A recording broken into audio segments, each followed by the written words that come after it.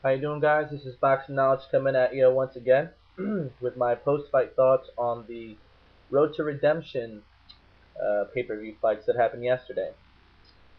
I did not do a prediction video on these fights. I just haven't had the time. But nevertheless, I'd like to start off with telling you what I think would happen against the Joel Casamayor versus Jason Davis fight. It was a pretty good fight. I mean, I love boxing, so Joel Casamayor looked great. He's in his late 30s, but he's very, very well preserved. Um, it looked like he was just feeling out his opponent in the earlier rounds. By the time the fifth, sixth round came around, he started landing a little bit more power shots, started getting more confidence, started taking more control of the fight. He's been out of the ring for I'd say about a year or maybe even more. But he's been away for about that long. So, but nevertheless, he looked good, and he did more than enough to get the unanimous decision. And yeah, he's trying to I guess throw his name into the mix again after that crushing loss against Juan Manuel Marquez. And I'm excited, and I hope that he can be a force again, in the junior welterweight division. I doubt it. I think he's a bit over the hill, but he's a four-time world champion. You can never count him out. And again, he's in his late 30s, but who knows?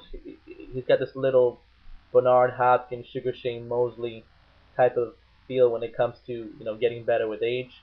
Um, I would apply that more to Bernard Hopkins versus Sugar Shane Mosley, but nevertheless, Sugar Shane Mosley a year ago knocked out Antonio Margarito, and he was in his mid to late 30s, so he still has a lot left in the tank.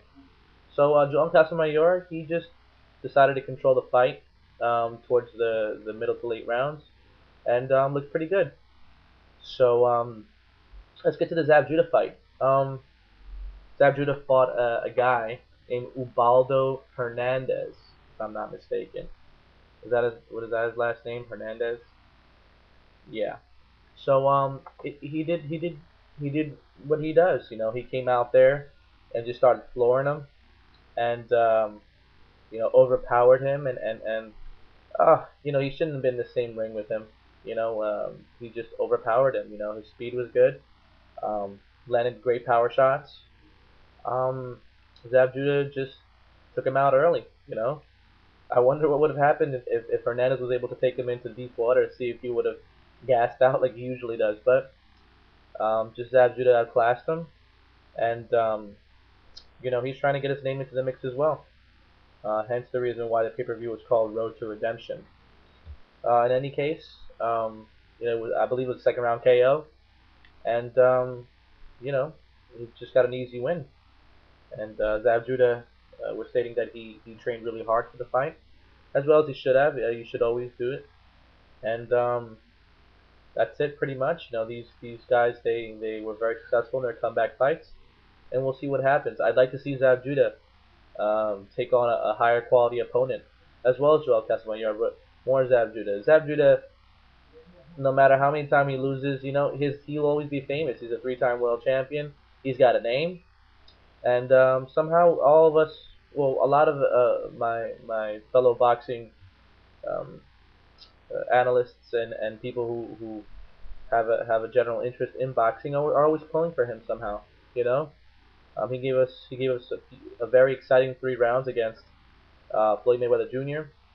Floyd Mayweather Jr. just his boxing IQ just overpowered Judah and was able to just make the adjustments.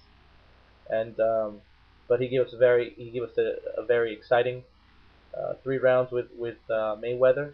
He's given us a lot of exciting fights along the way, regardless of his legal troubles, and he's a bit of a hothead outside the ring.